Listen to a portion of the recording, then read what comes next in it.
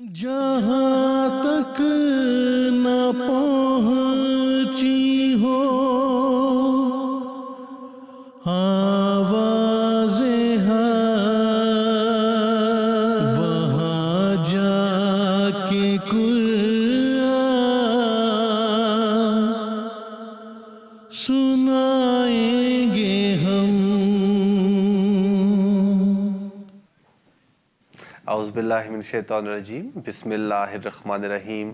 معزز ناظرین، ہم آپ کو پروگرام حکایات صدق و وفا کے ساتھ MTA جرمنی اسٹوڈیو سے خوش آمدید کہتے ہیں۔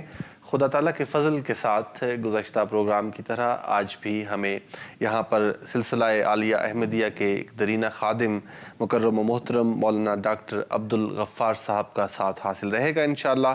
آپ مربی سلسلہ عالیہ احمدیہ ہیں اور مولانا سے ہماری گزشتہ پروگرام میں جو گفتگو تھی وہ زبان سیکھنے کے جو بنیادی اصول ہیں ان پر ہم نے گفتگو کی تفصیل کے ساتھ۔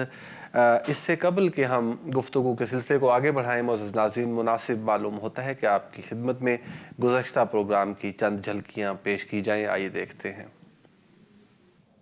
ہمارا تو وہی طریق، حضور کو خط، حضور کا وقت جواب ہے کہ آپ کو داخلہ مل جائے گا، فکر نہ کریں۔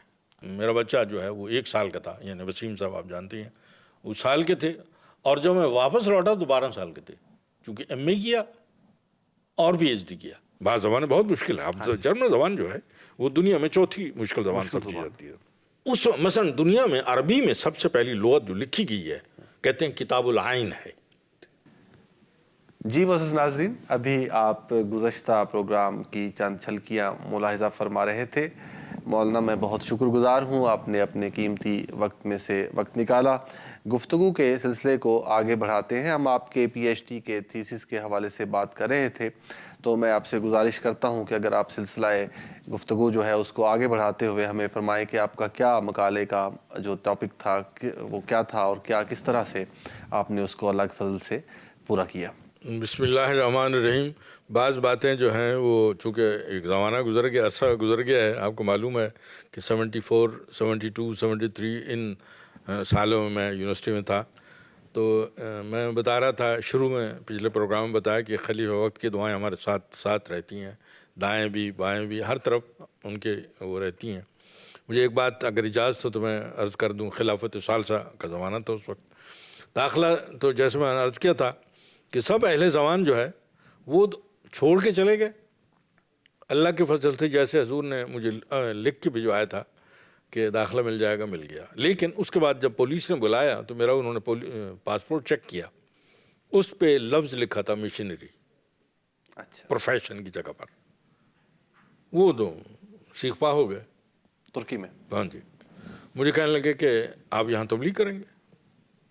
ہم تو کسی مبلغ کو یہاں اجازت نہیں دیتے، اور آپ کے باقی سارے ڈاکومنٹس میں اسٹوڈنٹ لکھا ہے، طالب علم لکھا ہے۔ اچھا، یہ ایک انتظامی غلطی تھی، صحیح بات ہے، اس کو میں اظہار کرنا چاہتا ہوں۔ لیکن وہ بہت اچھے تھے، مجھے کہنے لگے کہ پولیس والے پاکستانیوں کے ساتھ ترکی لوگ جو ہیں بڑی محبت رکھتے ہیں، اس بات میں کوئی شک نہیں، آج بھی ویسے ہی ہے۔ مجھے کہنے لگے آپ جائیں اپنی ایمبیسی میں اس پروفیشن کو بدلوائیں، کٹوا کر اس کے اوپر وہ لکھ لے آئیں اسٹوڈنٹ، پھر آپ کو داخلہ مل جائے گا۔ تو میں انکرا چلا، ان دنوں صرف انکرا ایمبیسی ہوتی تھی۔ میں نے ان سے کہا جی میں فرسٹ سیکرٹری سے ملنا چاہتا ہوں۔ خیر وہ وہاں موجود تھا اپنے کمرے میں، انہوں نے پیغام بھجوایا کہ مجھ سے فرسٹ سیکرٹری ایمبیسیڈر کے بعد ہوتا ہے۔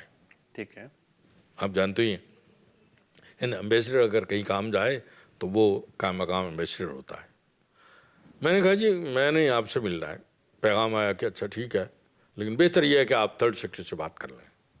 3 دفعہ یہ بات ہوئی، ٹیلی فون پر بھی ہوئی، وہ جو درمیان میں وہاں آفس کے اندر لگے ہوتے ہیں۔ تو بہرحال کہنے لگے کہ اچھا آپ ضد کر لیں تو آ جائیں، فلاں کمرہ نمبر ہے۔ میں وہاں گیا تو وہ چہرہ ان کو بدلا ہوا غصے میں، اور اندر جاتے السلام علیکم وعلیکم السلام، کہنے لگا ایسا کون سا کام ہے جو 3rd سیکرٹری نہیں کر سکتا، فرسٹ سیکرٹری کے پاس آنے کی ضرورت ہے۔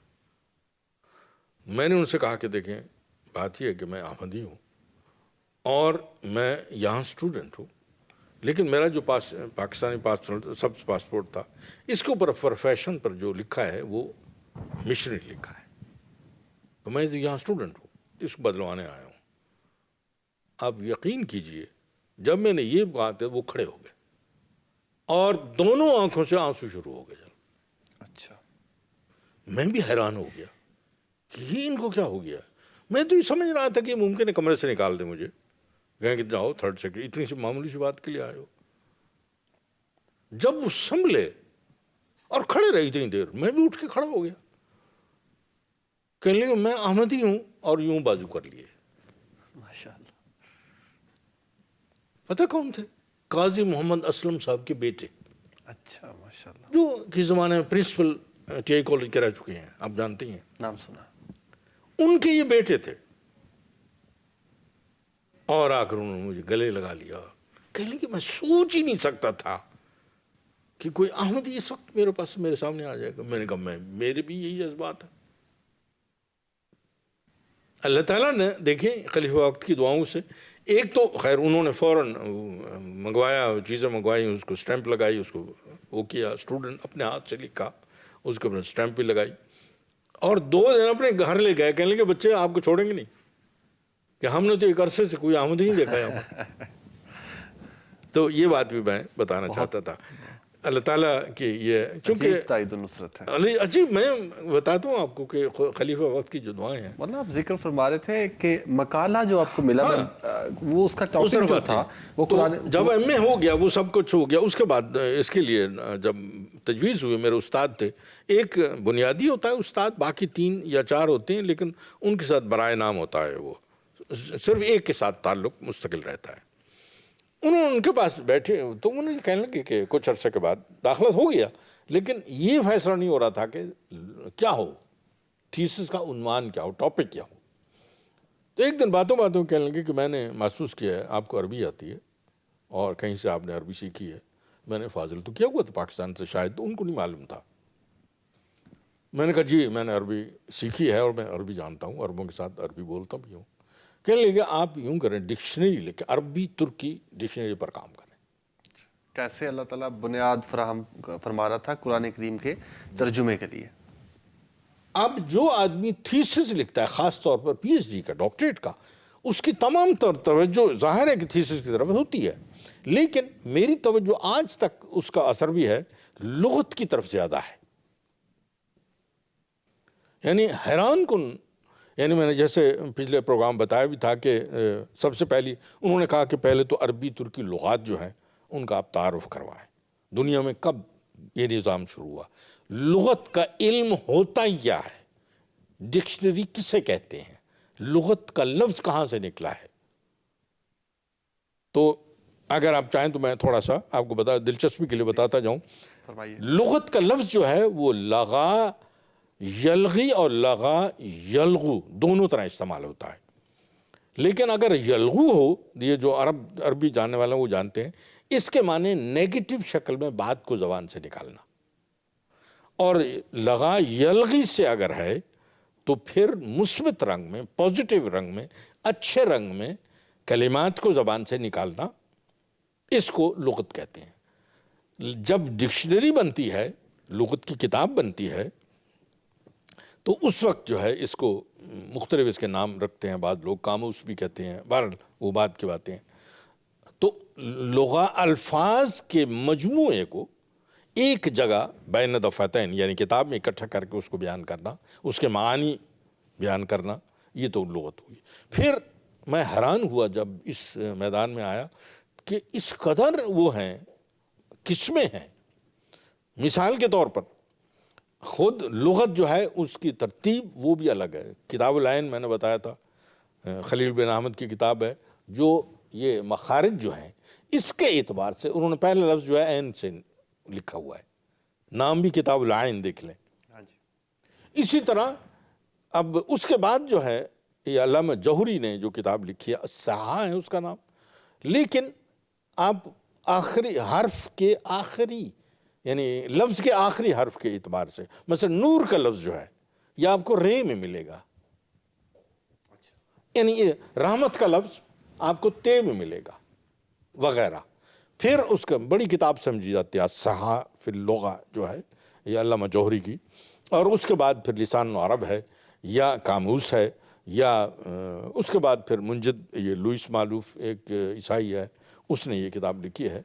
تو بہرحال تو یہ لفظ کے لحاظ سے، کلمات کی ترتیب کے لحاظ سے ہے، ایک ٹاپک کے لحاظ سے بھی ہے. بعض لوگوں نے یوں لکھا ہے، سمندر اوپر نام لکھ دیا ہے البحر، تمام وہ چیزیں جو سمندر سے متعلق ہیں اس کو اکٹھا کر دیا ہے، ہزاروں نام، اس کے آگے نام لکھے ہوئے ہیں. ٹھیک.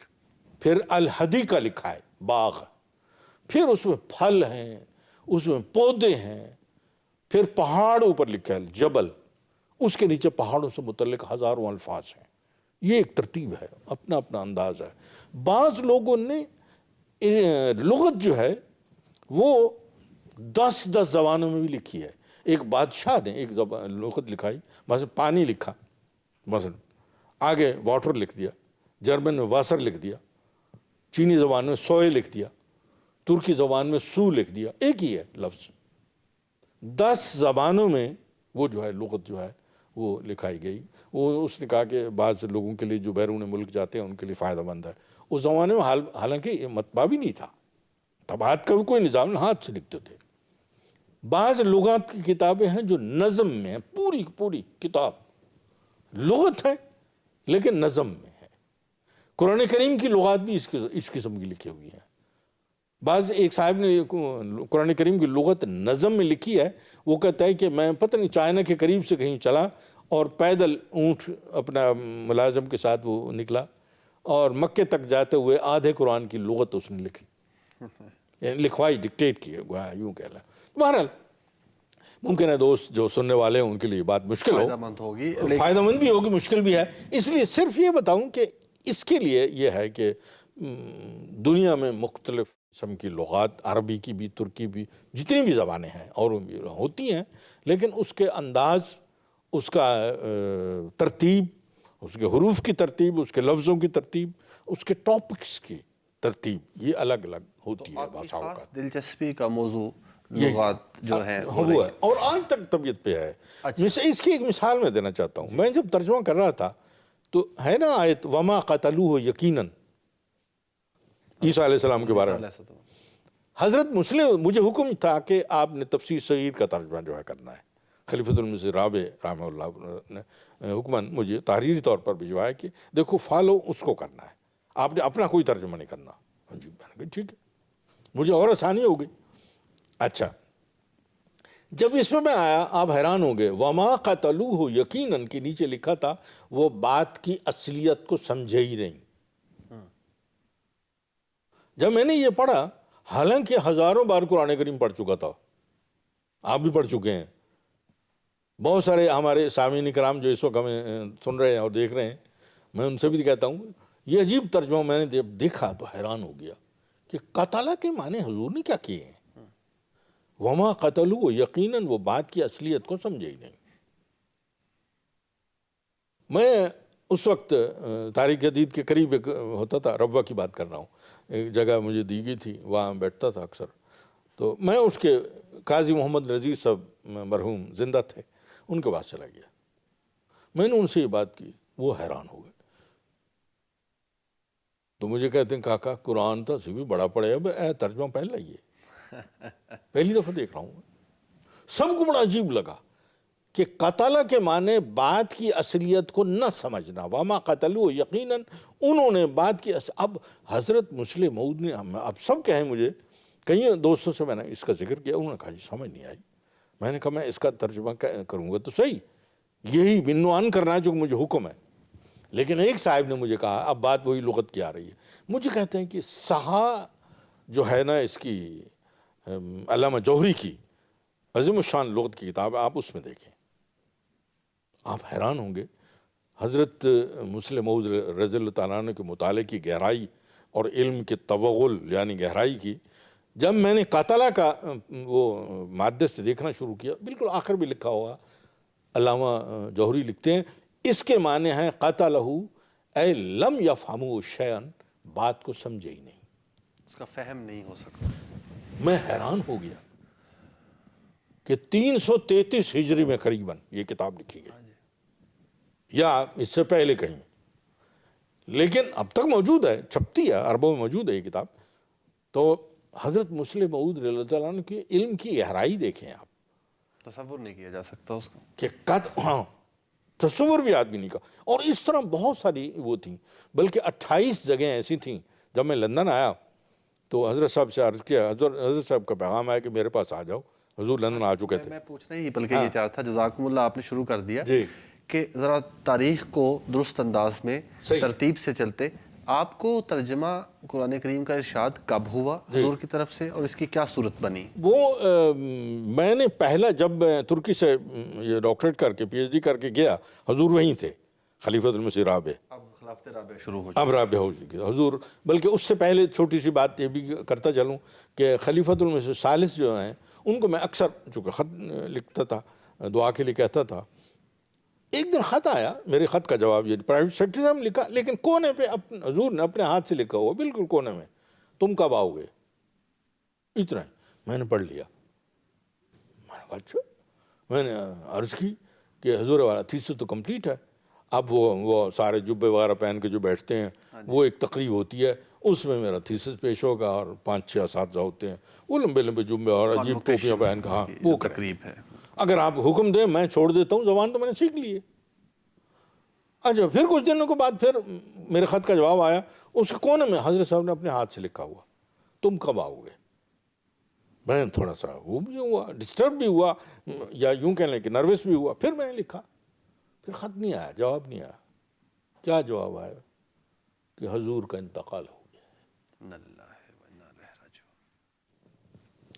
بڑے صاحب آپ سوچ نہیں سکتے، کیونکہ حضرت صاحب نے دعاؤں کے ساتھ پیار، اور میں بتا نہیں سکتا کیسے مجھے ان کی اصل میں ان کا تعلیم کے ساتھ بڑا عرصہ کالج میں یعنی یہ تعلق تھا.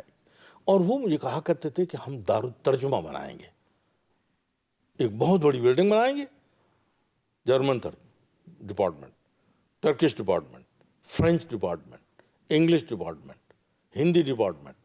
اور کہا کرتے تھے تم دیکھنا میں بہت بڑی بلڈنگ بنواؤں گا. ایک دن بڑی تفصیل سے ہم بیٹھے، کبھی کبھی بلا لیتے تھے، باتیں کرتے رہتے تھے. تو بہرحال یہ ہوا. اس کے بعد بہرحال اب میں دوسری طرف آپ نے ابھی جو بات پوچھی ارشاد آپ کو ہوا ترجمہ کرنا، اس سے پہلے حضور کو جب ملاقات ہوئی قصر خلافت میں تو حضور نے کہا زبان سیکھا ہے؟ میں نے کہا جی بالکل سیکھا. تو حضور نے کہا کہ اچھا میری کتاب ہے مذہب کے نام پر خون، وہ ترجمہ کریں. اچھا. میں نے کہا پہلی کتاب وہ ہے، اصل پہلی کتاب وہ ہے. تو اس کے بعد میں نے وہ ترجمہ کر کے حضور کو دے دیا کہ بڑی زبردست اردو ہے، آپ نے پڑھی ہوگی، سب دوست جانتے ہیں اس کو. تو اس کے بعد پھر حضور چلے گئے. پھر اس دوران حضور جو ہے وہ ہجرت کر گئے، یعنی لندن چلے گئے، اور مجھے وہاں سے تحریری طور پر آیا کہ حضور کا ارشاد ہے کہ آپ جو ہے قرآن کریم کا ترجمہ شروع کریں. تو میں نے شروع کیا، اور اللہ تعالیٰ کے فضل سے پھر ہوا. یہ ارشاد آپ کو ساتھ ہی موصول ہوا کہ تفسیر صغیر کا ترجمہ کرنا ہے، اپنا علیحدہ سے نہیں؟ نہیں، اسی میں یہ تھا کہ آپ ترجمہ کریں گے لیکن تفسیر صغیر کو فالو کرائیں گے. ٹھیک. یعنی ترجمہ، یعنی دیکھیں نا، یاد رکھیں ترجمے کے جو ہے نا خصوصاً قرآن کریم کے لیے، اب دنیا میں ہمیں دوست سن بھی رہے ہوں گے، دنیا میں قرآن کریم کے تراجم ہو رہے ہیں 70-75 کے قریب غالباً ہمارے تراجم شاید ہو چکے ہوں گے، یا 80 کے قریب، مجھے یاد نہیں پوری طرح. اس میں ایک بات یاد رکھیں، 2 زبانوں میں کمال ہونا ضروری ہے.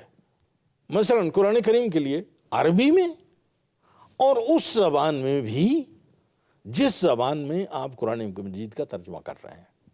ٹھیک ہے، بہت شکریہ. مولانا میرے لیے نہایت مشکل ہو جاتا ہے اتنی خوبصورت گفتگو کے تسلسل کو توڑنا اور بلکہ اس کی جسارت کرنا، لیکن ناظرین محترم وقت محدود ہے اور اس میں ہمیں یہ پروگرام جو ہے اس کے سلسلے کو ختم کرنا ہوتا ہے. انشاءاللہ تعالی مجھے امید ہے میری طرح آپ بھی مولانا کی گفتگو سے جو کسب فیض فرما رہے ہوں گے، اور بہت ساری چیزیں جو ہیں ہمارے لیے اس میں سیکھنے کی ہیں. انشاءاللہ تعالی یہ سلسلہ اگلے پروگرام میں بھی جاری رکھیں گے. اللہ تعالی حافظ و ناصر. السلام علیکم ورحمۃ اللہ وبرکاتہ. جہاں تک نہ پہنچی ہو